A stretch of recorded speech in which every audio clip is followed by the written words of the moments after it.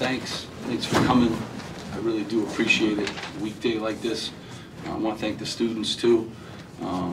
Not a tape I'm going to send to the Hall of Fame, but I want to, NJIT played really well. Coach Kennedy does a great job. And any team that comes into our building and out-rebound us is, worthy of a lot of credit. They played hard. They made some shots. That's not how I want to play. I think our energy wasn't great, and I knew this was going to be a tough game coming after the one the other day, but we didn't play. 19 turnovers, uncharacteristic of us, and getting out rebounded, disappointing, but we got one day, and we're on to FDU, which won't be any easier. Steve, was there a lesson for you guys tonight, about the tight turnarounds or about other teams now trying to get juice to play you guys? I hope so. I hope they learned from tonight, and we usually play with tremendous energy, and we didn't have that tonight. These guys are, thanks, Steve. These guys are two guys. I'm proud that they're up here today. They really came to play. Mike's back to rebounding, 7 in the last game, 6 in the game. I thought Corey had a nice presence today, on the court. I thought he played hard. I thought he made some big plays for us. So it's nice to have these two guys after a game like this, but we figured out a way to win, grind out a game, and now we have one-day turnaround. This is really an unbelievable stretch for us. I've never had a stretch of games like this where don't have a lot of prep time, but we have to do a better job. But credit goes to NJIT. They played well, and Coach Kennedy, he's one of the, I think one of the great coaches. I think he does an unbelievable job. That program, Jimmy Engel started, and he was on the bench with them, and he's just carried that over. And so I could give them a lot of credit. Steve, NJIT is kind of known for that full court press that they've been using. Did anything they do catch you by surprise with that?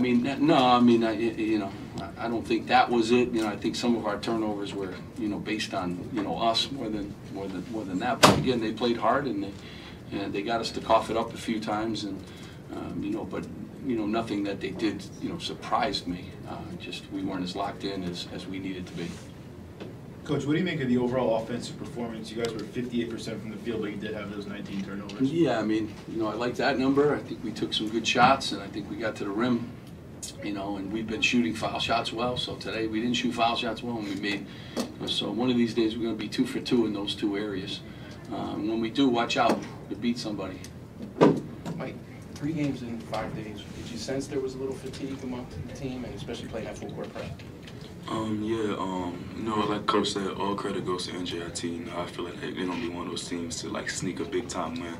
And, it does have a wear and tear on your body when you play 2 ranked teams back to back, and then come back to the out of conference game to NJIT. All credit goes to them. But like Coach said, practice on Friday, get ready for the game on Saturday. If you call a timeout a minute, 7 seconds into the game, was that just an indication that you wanted to avoid a letdown and nip it in the bud? I just wanted to have a little chat. A little chat with the boys. Just didn't like a lot of things out there, but I think we got their attention a little bit. And, hopefully, again, these are all tough games and the stretch that we have, and we got to come ready. We still got some young players learning what the rigors are of college basketball, and I just wanted to get their attention early. Steve, you mentioned the 6 games in 14 days. How does that happen? Yeah, partly due to, we're playing the league tournament a week early, so games get jammed in a lot quicker, time. So that week is important. That gives you another day or 2 of prep for almost every game, as you move forward. So it's just a tough stretch. Other people have it too. We just seem to have, a lot of games, and we played some, terrific teams. I think, Florida State and the stretch we were on, Minnesota and Michigan State too. Those are physical games too for you. So it's not just the games every other day. It's who you're playing to and how they play and styles and those things. Coach, 1-point game at half, and they led through a good part of the first half. Sure. What was your message to the team at halftime? Oh, it was nice. I was nice and quiet and shy. So it was good. Just kind of tried to get them a little more focused, to how we play. I want to play Rutgers basketball. Rutgers basketball, we rebound. We don't give teams 23 offensive rebounds. We run. We're active. We're diving for loose balls. We're, and we're spacing the floor. We're doing those things, and we weren't doing that. But give them credit again. Corey, as one of the veterans on the team, did you feel like a responsibility to step up, I guess, when NJIT kept hanging in there late in the first half?